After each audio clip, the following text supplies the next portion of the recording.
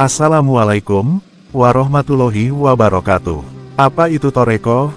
Dan menjalankan toreko itu tidaklah berat. Masih banyak yang tak paham apa itu toreko, kenapa memakai misal Qadiriyah, atau Naqsyabandiyah, atau Rifayah, atau Syatariyah. Toreko itu metode yang dibuat oleh Rasulullah Shallallahu Alaihi Wasallam, menempuh jalan menuju Allah dengan cepat dan sistematis. Di awal toreko itu hanya diajarkan oleh Rasulullah Shallallahu Alaihi Wasallam, lewat jalan Sayyidina Ali dan Sayyidina Abu Bakar As-Siddiq, lalu turun ke bawah lewat jalur dua orang itu.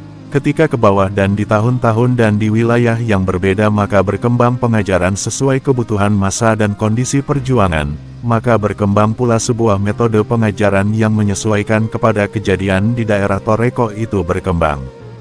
Dasarnya sama, akarnya amaliyahnya sama, sebagaimana orang yang bekerja di lain-lain pekerjaan, kerja di laut, dan kerja di sawah atau kebun, sama akarnya yaitu menggunakan otot. Kalau di laut otot untuk menebarkan jaring, kalau di sawah otot untuk mengayunkan cangkul. Cangkul dan jaring berbeda, di laut untuk memperoleh ikan, di sawah untuk memanen padi. Ikan dimakan sama beras di satu piring, masuk ke dalam perut, ikan dari laut, beras dari sawah bertemu dalam satu piring. Itulah berbagai macam cara untuk menempuh jalan toreko, intinya sama untuk mendapatkan ridho Allah. Yang melenceng itu sesuatu apabila amaliyah yang dilakukan bukan untuk mencari ridho Allah, bukan Allah tujuannya, sebab toreko itu kan jalan menuju Allah, kok tidak menuju Allah namanya sesat. Ketika jalan berbeda, dan bentuk amaliyah berbeda, kerja di laut dinamakan pelaut, kerja di sawah dinamakan petani, toreko kemudian juga nama-namanya berbeda-beda, nama berbeda tentu amaliyahnya berbeda. Seperti toreko Qadiriyah yang mengajarkan Syekh Abdul Qadir Jailani, dan tentu dengan cara Syekh Abdul Qadir Jailani yang mengajarkan caranya, dan kalau orang menjalankan toreko Qadiriyah maka harus menjalankan sesuai pengajaran Syekh Abdul Qadir Jailani, yaitu dengan adanya ngedan. Dan juga menjalankan amaliyah dari Syekh Abdul Qadir Jailani. Toreko Naqsyabandiyah yang mengajarkan Syekh Bahauddin An-Naqsyabandi tentu amaliyah yang dipakai ajaran dari Syekh Naqsyabandi, dan ajaran pokoknya khalwat, zikirnya juga memakai zikir Syekh Naqsyabandi. Jika yang diamalkan toreko Syatariyah, maka yang diamalkan tentu amaliyah dari Syekh Abdullah Asyatari, dan zikirnya dari Syekh Abdullah Asyatari. Jika menjalan toreko Qadiriyah wa Naqsyabandiyah wa Syatariyah, maka berarti menjalankan toreko ketiga orang itu, berarti harus ngedan, harus kholwat, dan harus menjalankan zikir ketiga orang tersebut. Itu baru namanya menjalankan TQNS, kalau belum, ya namanya belum murid. Kalau orang menjalankan suatu toreko, ya dijalankan saja amaliyahnya, tidak usah menyalahkan orang lain yang menjalankan toreko lain yang berbeda, sebab setiap toreko namanya beda. Mursyidnya beda, maka cara dan metodenya juga amaliyahnya beda.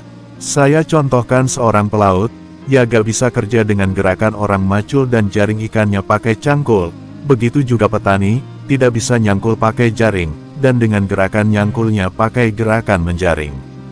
Petani yang menyalahkan gerakan orang menebar jaring, tidak sesuai dengan gerakan dia mencangkul berarti petani bodoh. Begitu juga pelaut yang menyalahkan petani karena mencangkulnya tak pakai gerakan menjaring, maka itu nelayan bodoh.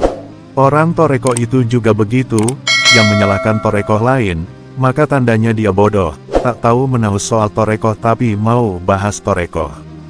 Seorang salik penempuh jalan toreko itu akan selalu berusaha semampunya sekuatnya, menjalankan toreko yang dijalankannya dan berusaha istiqomah, tak ada waktu mengoreksi dan komentari toreko lain, itu tanda kepahaman dia soal toreko. Kalau masih ngomentari dan mencela itu tanda dia belum paham dengan yang dia jalani. Toreko itu tidaklah berat, amaliyah toreko itu tidaklah rumit seperti orang perkirakan, yang kata kebanyakan orang itu berat. Toreko itu ya hanya menjalankan amaliyah syariat, cuma bedanya amaliyah hakikat dibawa beserta bersamaan ketika mengamalkan syariat itu.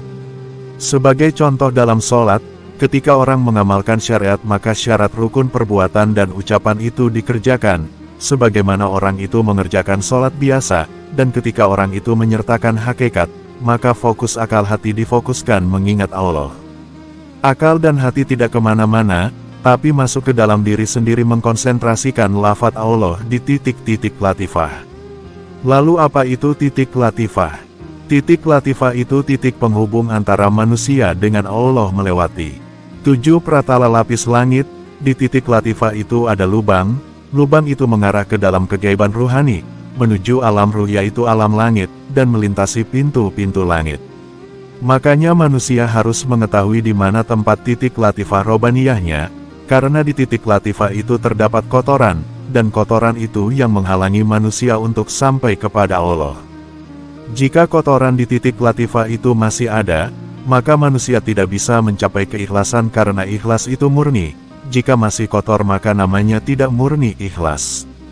Kotoran-kotoran itu yang mengotori keikhlasan, seperti ujub, sombong, tidak bisa terima, ria, sumah, gibah, dusta, khianat, dendam, marah, benci, ragu, was-was, semua kotoran itu adanya di titik latifah, dan kita membersihkan kotoran itu namanya nadofah.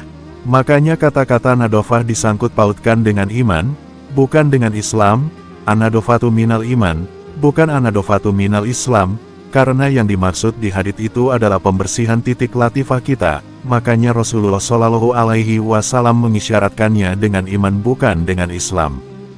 Jika titik latifah kita belum bersih dari kotoran, maka pintu 7 langit belum bisa dilewati oleh amal ibadah kita. Artinya, amal ibadah kita tak sampai pada Allah. Bukan hanya amal ibadah kita tertolak, kalau tertolak itu artinya sudah sampai kepada Allah. Sudah sampai lalu ditolak, kalau ini malah belum melewati langit, ya jelas belum sampai. Apalagi amal ibadah kita bermanfaat atau ada manfaatnya, bermanfaat itu kalau sudah sampai kepada Allah, ini sampai saja tidak, bagaimana mau bermanfaat?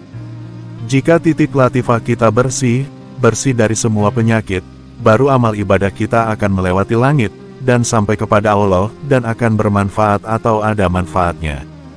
Jika kita menjalankan hanya syariat saja, ya tidak ada apa-apa yang keluar dari tubuh kita ketika kita beribadah. Kita itu kalau sudah menggabungkan ibadah kita antara syariat dan hakikat, sinkron bersama-sama, maka akan keluar malaikat sebentuk cahaya yang akan ke langit, menghadap kepada Allah sebagai perwujudan ibadah kita. Malaikat serupa cahaya itu yang akan menghadap Allah. Makin serasi dan sejalan antara hakikat dan syariat, maka akan makin banyak cahaya yang keluar dari tubuh kita.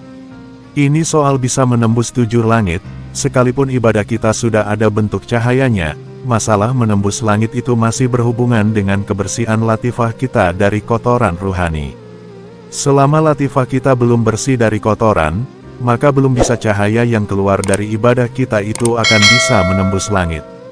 Makanya hanya ibadah yang ikhlas saja yang akan sampai kepada Allah. Semoga faham.